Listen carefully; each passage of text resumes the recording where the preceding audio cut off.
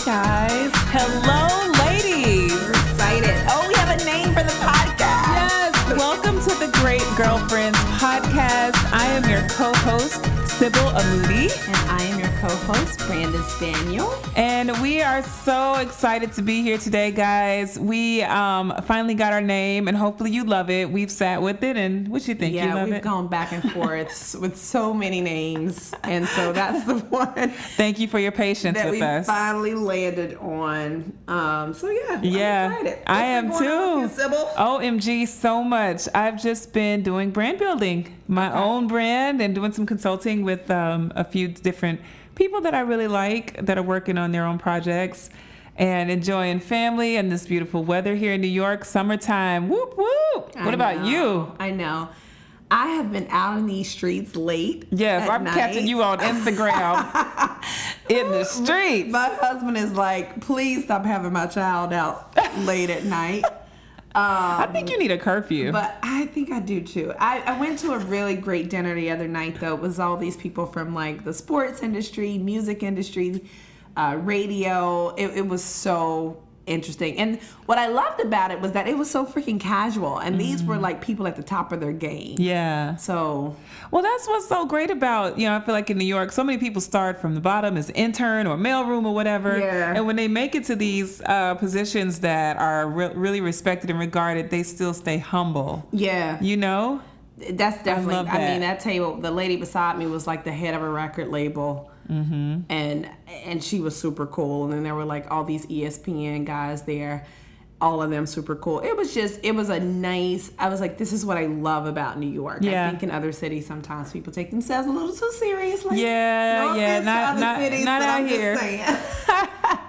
Not out here, but I'm glad that you've been having a great week, and me too. And Rich is doing good. Hey, Rich. Good. How the kitties in Kwaku? Oh, as amazing as ever. In fact, we have a date night tonight. Oh, yeah. I think we're gonna go to the Whitney. Cool. So we've been having a lot of great conversation here on the podcast, the Great Girlfriends podcast. We have. We've been diving into relationships, talking about entrepreneurship, talking about family. Yep, and our last conversation was actually on friendship. Yes. And how do you know when to end a friendship? How do you know when to end a friendship? How do you know when to cut that last thread on that weave, right? Yes. Cut that thread so it's not hanging. So I love that because I feel like, from what I've heard from other people, the podcast is exciting. Yes. And, people are really getting fed by the content, and you guys are really showing up and enjoying it. So thank you. So today, Brandice has selected a topic, and yeah, I'll chime in right here because Sybil is not very happy with me for choosing this topic, Nope. but I think it's important because it's something I had to deal with today. But our topic is, how do you deal with disappointment? Boo.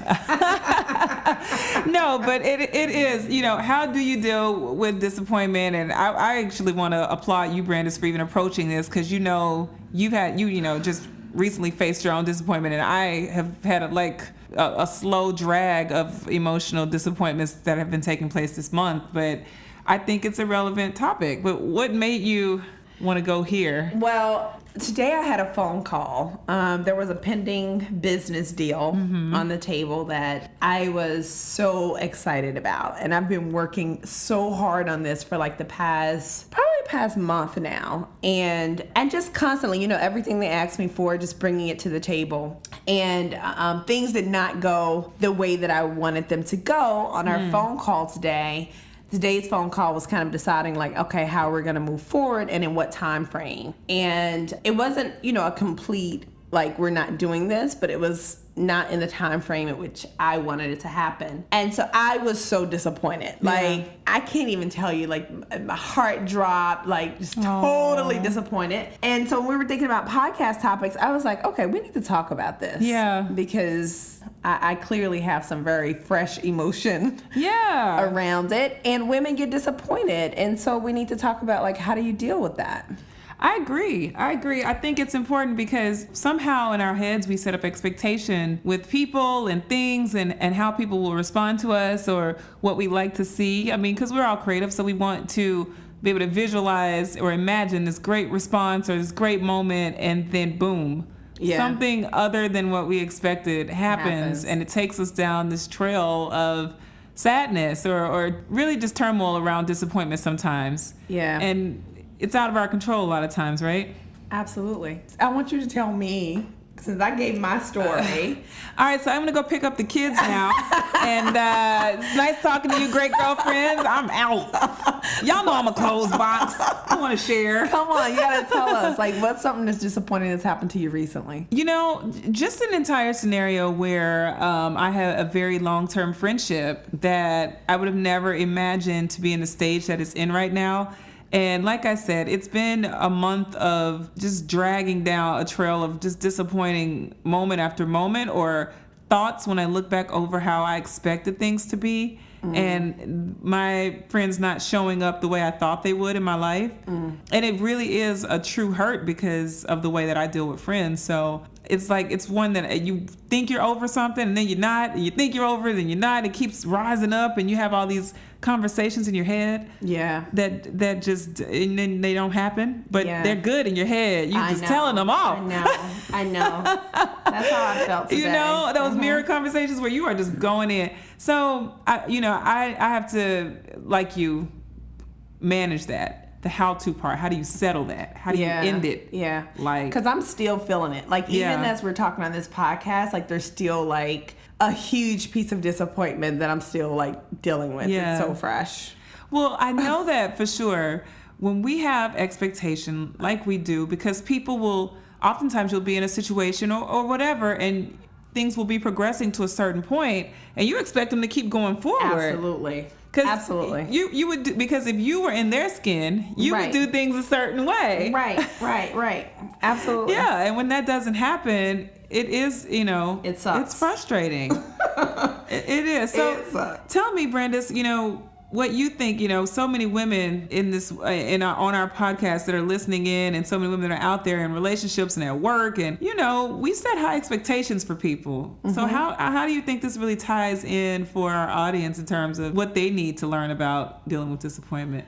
Well, I can talk about a couple things ways that I deal with disappointment. And first of all, it's going to come in so many different forms, right? So you might be disappointed from your significant other. Yeah. Your disappointment might come in business. I'm an entrepreneur, and there is so many times when I put so much out there and I expect to get certain things back and they don't come back in the way that I expect them to. And then there's people and relationships and friendships, and you get disappointed that way too. It may even be, you might be on a job and you're up for a promotion, because I've had that happen to me too. Yeah. I went out for a promotion and couldn't understand why I didn't get the promotion. Yeah. And it was given to somebody else and I thought I was more qualified, and that was a huge disappointment. So I think there's so many ways that our women who listen to this podcast can relate to disappointment. Yeah.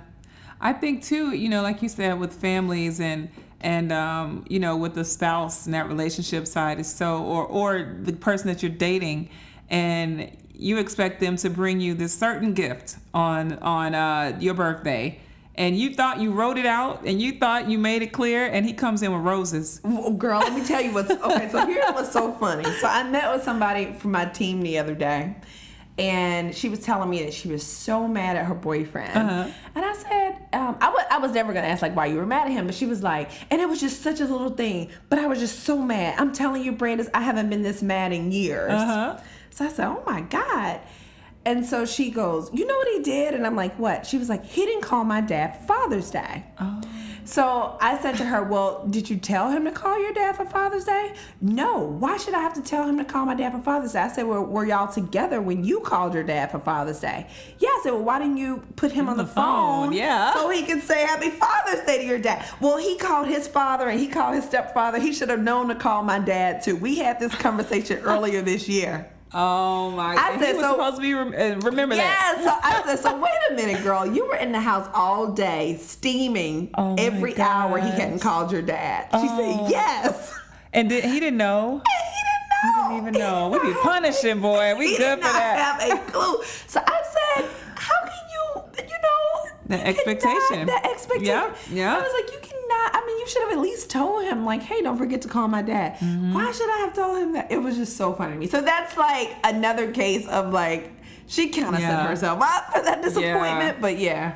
So tell me, like, how do you think disappointment arises? Like, I feel like it comes when we have an expected end or an expected response to a scenario or situation, and that doesn't happen the way we planned. Yeah. What do you think? Like, when do you think people experience it the most?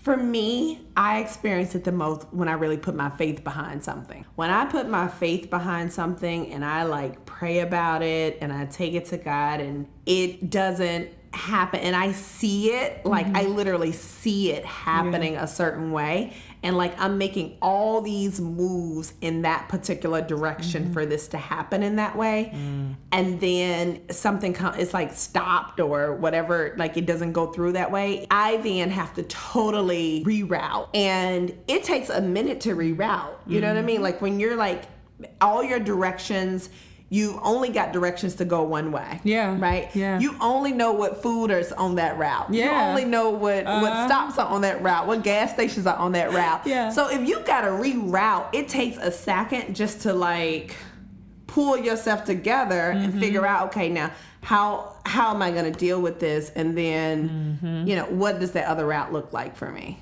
So when you put your faith behind something, when you have an expected end, or what about when you don't have an expected end, but you just don't have anything out there? So you're disappointed because you don't have what you didn't even realize that you don't know what you want. I feel a lot of times women think we know what we want.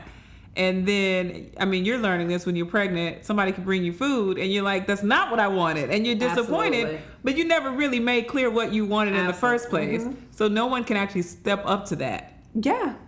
I think that happens a lot, especially with in these relationships. Yeah. Oh, that's huge. And that's just like her with the Father's Day thing. I said, why didn't you tell him that you wanted him to call your dad for Father's Day? That would have totally it would have took care of everything up. He obviously would have done it. He was on the phone. He would have just dialed one more dad. He had no idea. No idea. And anyone that wanted to deal with her attitude all day. You know what I mean? She was still mad. It was 3 days later. Oh, girl, listen. If you're listening, you're going to learn today how to deal with that disappointment, because you cannot carry that. So, like, okay, when I get disappointed, I feel so much tension in my head. My body just gets tight. I shut off. I probably want to eat a lot of things I don't have any business eating. What about you? What are the symptoms of your disappointment? For me, my chest gets tight. Ooh. So I can like feel like my chest tight. Like I feel it now because I'm still disappointed from earlier. Yeah. Oh. So it's like my chest gets tight.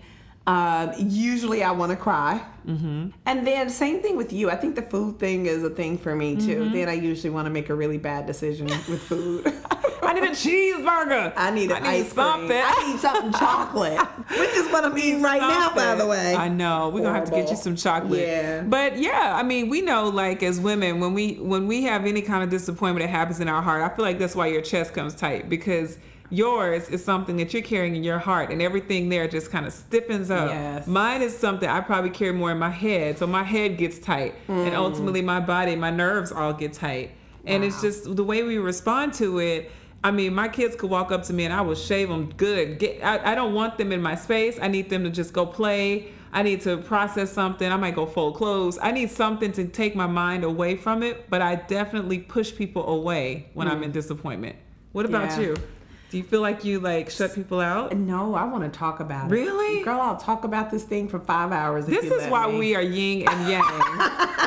This is exactly why. Because I'm completely the shut off. And you let me just tell you my story with the violins and everything. If you let me, I would have sat here and talked to you. If we didn't have to do this podcast today, I would have went on and on and on about that for another, I could have gone on for another 2 hours. Wow. Rich is going to have to hear at least a couple hours of this probably. I'm trying to help him out.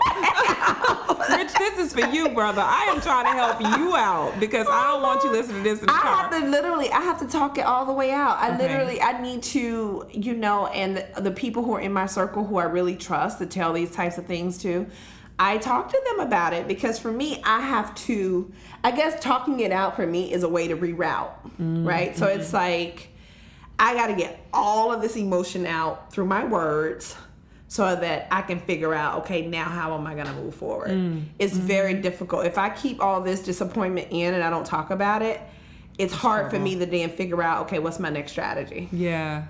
I know. I feel like I start building muscle some kind of weird way, because in my head, I'm processing things the way that I think it should have gone. And then probably 2 to 3 hours later, I'll check in with Kwaku and I'm like, babe, I need to talk to you about X, Y, and Z. And that's where my accountability kicks in, where he's like, gives me something healthy to say or to do instead of what it was I had planned. So. Right. No, I always wonder that, because disappointments are going to come. They're going to come in your relationships. Yes. They're going to come at work. Yes. They're going to come, with your family. They're going to come with your money. They're going to come, at restaurants. Yes. They're going to come with the doorman, the mailman, the UPS guy. If you're an entrepreneur, they're going to come. Heavens. They're going to come with vendors. They're going to come. You're going to be at a concert and somebody's tall going to be standing in front of you. Yeah. You know what I mean? Yeah. So disappointment's going to come. I think the thing that we today are going to be tapping into is, how do you process it in a healthy way so that you can walk away from a disappointment knowing that, everything doesn't have to have such a horrible ending. Right. So that's really what we want to kind of dive into a bit more, and give you great girlfriends so you can walk around more optimistic about life and the scenarios that come up, right? Absolutely. Yep. And today this is going to help you, Brandice, because with the personal disappointment that you're feeling, yes, and how disappointment will also try to trickle over from one area to the next. And ultimately, if you want to go in the car and pour this on Rich is going to be disappointed, because Rich is expecting to have one conversation with you in the car, and you are going to want to drop it all on him. And then you're going to go to the barbecue with a whole different attitude, and everybody at the barbecue is going to wonder what's going on. It's going to wreck your whole weekend. It's true. So we're going to dive in right now into what we think are top 3 ways to deal with disappointment. And Brandice, you're going to walk through these ways personally today. And then next podcast, you'll be able to come back to us and tell us how it helped you out. All right. What you saw. Have 1 or 2. 1 or 2? Okay. All right, Brandice, what is the number one thing that you do to deal with disappointment? I'll give you guys an example. The first thing I had to do today in dealing with the disappointment was level set my emotion. Mm-hmm. So when they told me how they wanted to move forward, which was not the way I expected things to go, to be honest with you, I wanted to cry. My natural emotion, because I was so tied up in that thing and so passionate about it, I was talking to them and I could feel the tears coming, and I had to really level set my emotion. The great thing was that I was at a restaurant in Macy's. So that also really helped me, but that's important. You gotta kind of take stock of your emotion, especially if you're in a professional setting, if you're at work, or if it's about business. I think if you're in your private home and you get disappointed, it's okay to show your emotion, or to cry or whatever. But I think that when you're dealing with something that's outside of personal, you really have to level set the emotion. So how do you level set? Physically, what do you do? I just had to pull myself together. I had cold water in front of me, which was very helpful. Yes. So I drank the cold water, and I just kept kind of reposturing myself, in the chair. You know what I mean? Because there's your body state. Your body, the way you kind of carry yourself, it can exude certain emotion, right? So if you pull yourself up in your seat, it just kind of helps you to pull it together. Did you breathe at all? I did. That's one of my little tips. Yep. I take some deep breaths. Yep. I take some deep breaths. I mean, you could be in the middle of a great conversation, and then it just goes south. And before I say another word, I'm going to breathe 3 times deep. I might stare at you and think about all the things that I desire to say, but I'm going to breathe deep and let that fresh oxygen run through my body and give me something clear to say. Yeah. Yeah, that's very important. I love that. Yeah. So level set, making sure that emotionally you level set in the moment. In the moment. In the moment. In the moment. All right. Absolutely. That's very good. Yeah. Okay. Number 2. Number 2 is, I would say, either don't respond right away or respond thoughtfully. So there were so many things I wanted to say. They had clearly made up their minds, and I had clearly stated my position on it. And so there was really nothing left to be said. And I did say a few things. I told them that I was disappointed and that I wish we had made this call a few weeks earlier. But going back and thinking about it now, I wish I would have just not said anything and given myself some time to think about how I wanted to respond. But I think in the moment I was trying to figure out, okay, because they kept talking, right? Like they kept going back and forth because I wasn't saying anything. Okay. So I think what I could have said in that moment was, guys, I really don't have a response right now. I prefer not to respond now, but I want you to know that I've definitely heard everything that you guys said, and I appreciate the phone call, and I will, get back to you guys in like the next few days. I could have done that, and that would have been fine, right? But your flesh was like, yeah, it's like I wanted to say something. I want to get him, yeah. And I wanted to say more, so I restrained myself from how much I wanted to say, but I think it would have been much wiser in that situation to have not said, to have not given an official response.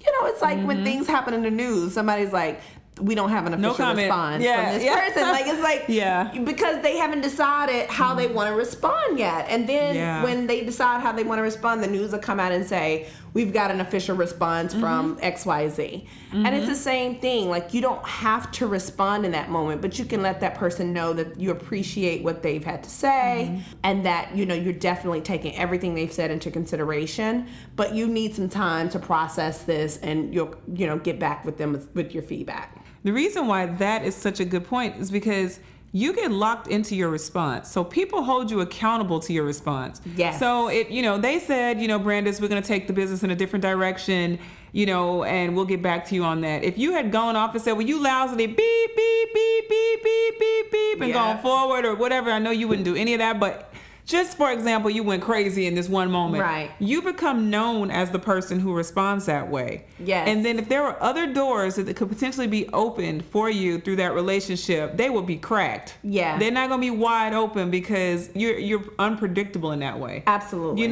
So it's important. And I think why people do that in the press is because you don't want to get locked in or build a reputation around your response, a negative response. Absolutely not. And that's a great one. I love that. That's why even I wish I hadn't have said what I said. But I think what you said was healthy. I think it wasn't, I think it was fair to say what you said, and I don't think that you'll be judged for it. I really don't. I hope not. I think you challenged them in the right way. But I think that if I could do it over again, I wouldn't have said anything. One thing they did come back to me with when I said, there's some different decisions I would have made. They were like, oh, well, like, what did we do? Maybe we can help you fix it. What, different things you would have done or whatever, something like that. And that's when I was like, let me shut this down. Like, no, like, those are things, I'll deal with it. It's no problem. I'll figure it out, but just thank you for your time, because that could have snowballed into, we didn't stop you from doing that. You know what I mean? It just wasn't worth it to go down this rabbit hole. Sometimes it's just better to just like cut things off at phase 1 before you end up at phase 11 and you're like, how the heck did I get here? So true. Yeah. So tell us your number 3. I don't know if I have a number 3. What's your number 3? You may have to fill us in on that one. Well, I would not want to leave out the forgiveness part because I feel like, some people would make forgiveness number 1. I would make it number 3 because you need to know what it is you're forgiving for. I think you need to always have forgiveness in your heart, but you couldn't have forgiven those guys off the top just for disappointment. What does that mean? You need to forgive them for what it was what action that caused you the disappointment.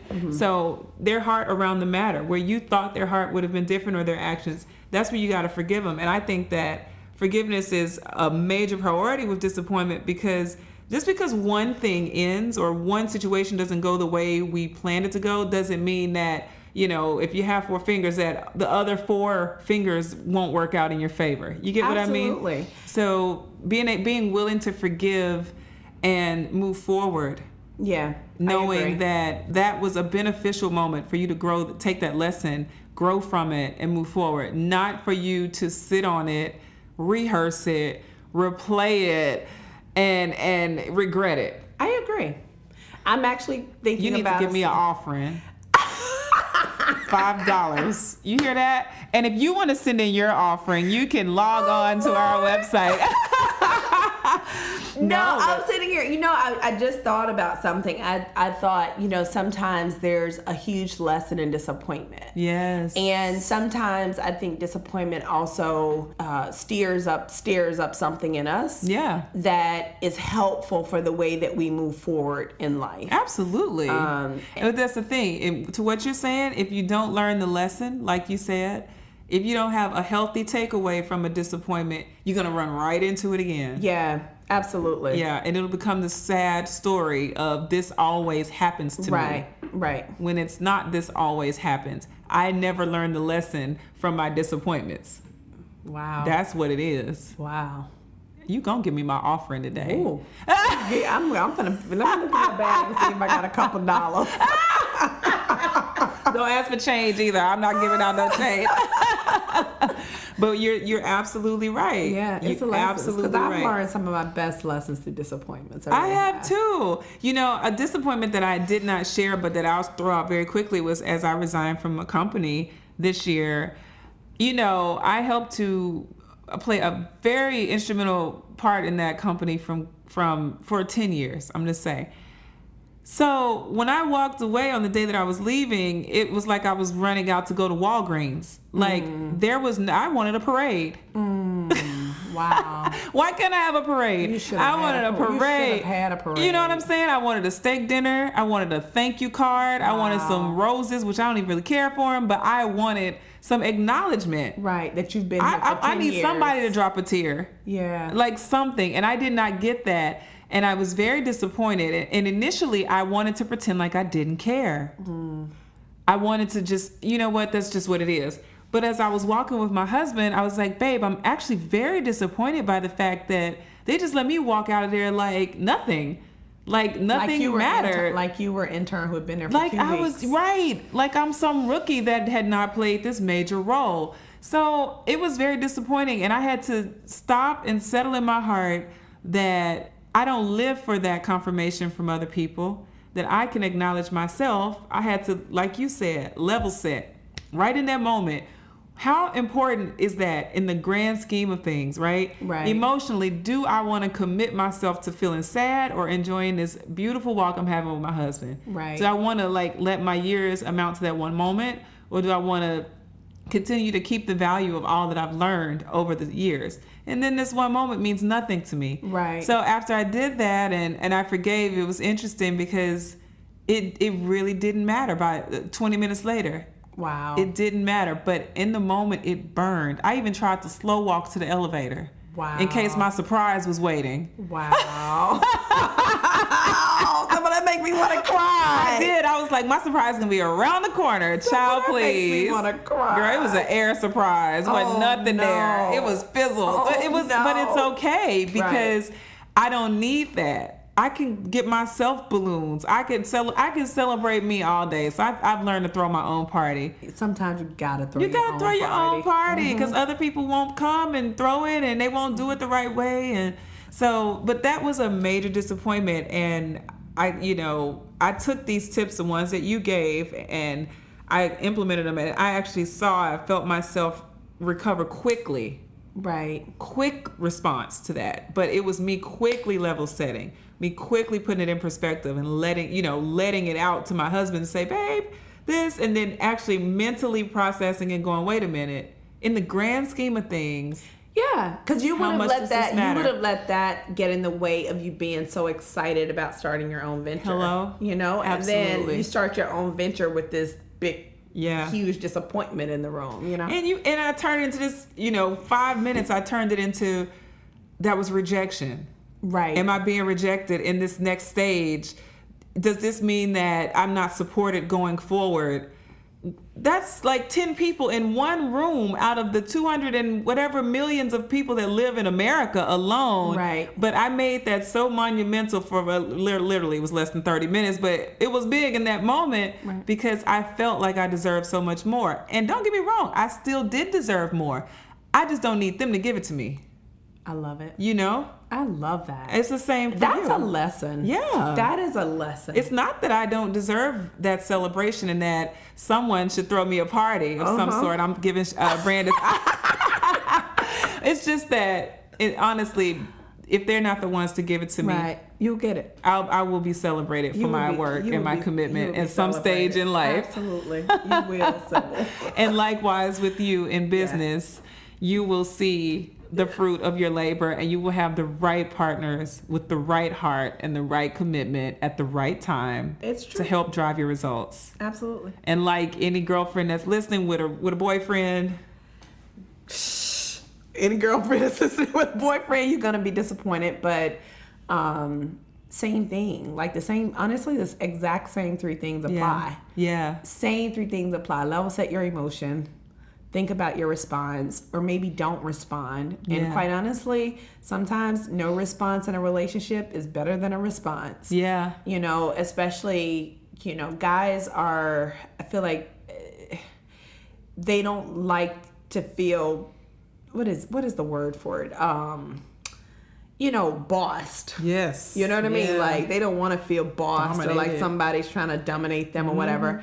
And so sometimes when they know you're disappointed, just let it go. Like, sometimes it's not even worth the conversation. Like, they already know. Mm-hmm. And honestly, that silence sometimes is so much more powerful than anything you could ever say. Yeah. Yeah. So well, I would say, to a girlfriend who's, at her job and didn't get that promotion that she's looking for, you know what? Create your standard the same way we talked through those 3 tips, and just know that one disappointment is not the end of your career.